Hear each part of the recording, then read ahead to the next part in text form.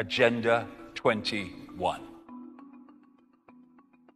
This is the agenda for the 21st century, hence its name. These are from its own documents of various kinds. Agenda 21 involves this: an end to national sovereignty, state planning and management of all land resources, ecosystems, deserts, forests, mountains, oceans and fresh water, agriculture, rural development, biotechnology, and ensuring equity, i.e. equal slavery. People told what their job will be, major restrictions on movement, creation of human settlement zones, get to them as we go along, mass resettlement of people who are forced to vacate land where they currently live, dumbing down education, mass global depopulation in pursuit of all of the above. This is a map of America as desired and projected by the Biosphere Programs and World Heritage Program.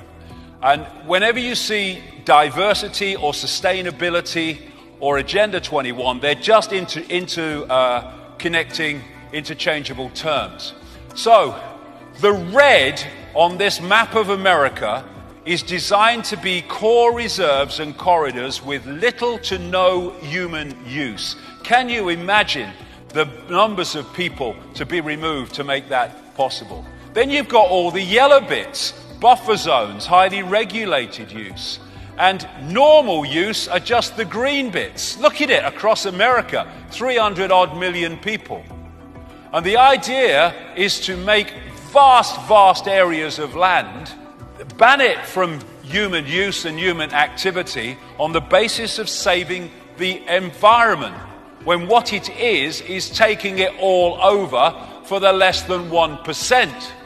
What they want to do is concentrate the masses in high-rise, ultra tiny boxes where they can be under surveillance 24/7. Now, get the people off the land. And so what they're doing, they're changing the laws and they're making economic changes which make it impossible for those that are not of the elite to stay on the land.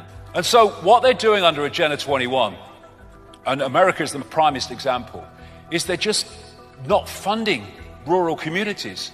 They're not funding rural schools. They're not mending rural roads to make life impossible, to get people off the land.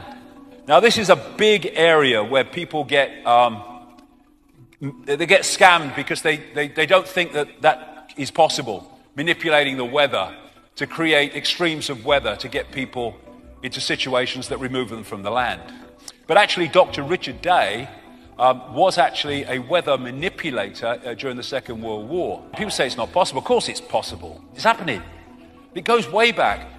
Even a BBC radio documentary exposed a few years ago that the Lynmouth flood in 1952, which killed people and devastated that village in Devon, was actually created by the RAF, who were doing an operation called Operation Cumulus, also known as Operation Witch Doctor, in which they were putting sulfur into the atmosphere above this, in this area. And actually people before the massive flood say they kind of tasted and smelt sulfur in the air. And what it did was create an enormous rainstorm, which created the flood, which created the Lynmouth disaster. This is 1996, an official US Air Force document describing the artificial creation of floods, hurricanes, droughts and earthquakes, and it continues, weather modification will become a part of domestic and international security and could be done unilaterally. It could have offensive or defensive applications and even be used for deterrence purposes. The ability to generate precipitation, fog and storms on Earth or to modify space weather and the production of artificial weather are all part of an integrated set of military technologies. They are manipulating the weather like crazy.